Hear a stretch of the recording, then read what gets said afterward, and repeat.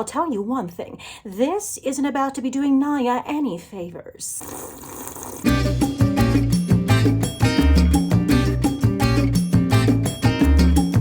All right, first things first. Are you telling me we can no longer just write a check or bribe a doorman? I left New York just in time. This week, what in God's name are Miranda and Che actually doing? Che tells Miranda, so you get out of my bed and you go home to a husband. That's an open marriage.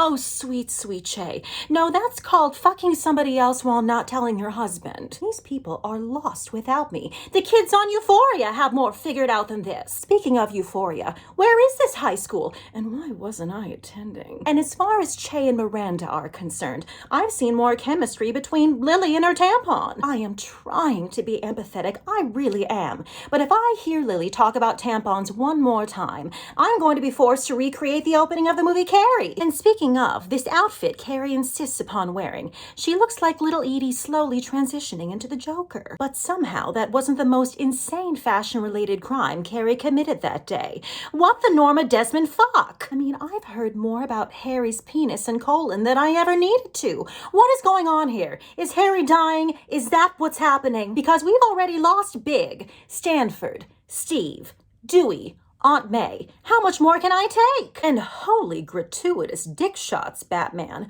I haven't seen that much full frontal since I binged Euphoria last night. So since last night. And I'd like to know, how many times do we have to watch Miranda and Steve almost divorce? Miranda is so sociopathically casual about divorcing Steve after a 20-year relationship. Well, I'm just going to say it. Miranda never deserved Steve. I mean, hell, I'm considering going back to New York just to fuck Steve. That man deserves something good. And now Charlotte is deciding to be sexually open with Lily. I lost years of my life to brunches with that kid where we had to refer to sex as coloring. And this is how we're repaid?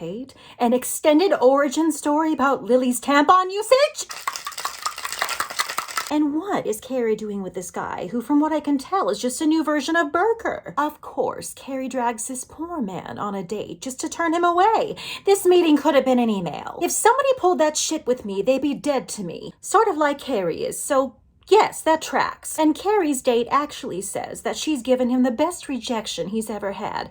Are you serious, man? You could be home with an ice-cold IPA, watching Yellowstone, having Postmates deliver Shake Shack to you. There is no way that anyone would be that calm after being subjected to that, which I guess makes him the impossible burger. And for something completely new, Anthony is apparently dating someone who's read every book ever published, with the apparent exception of this one. And Che is in love with Miranda, but they're upset with her for interrupting their writing to bring them cookies? Okay, gender fluid Jack Torrance, I didn't know you were that intense about your writing. And Miranda losing her mind like a little schoolgirl in the hallway. At this point, she seemed more sober when she had a drinking problem. Bring it back. And what, in God's name, is LTW wearing? Honey, no one asked for a makeup artist or a zookeeper at this event. Jumanji doesn't have a fashion week. Calm down. And moving on to the topic of Naya's husband, Andre, can he please stop guilting this poor woman into spawning his children?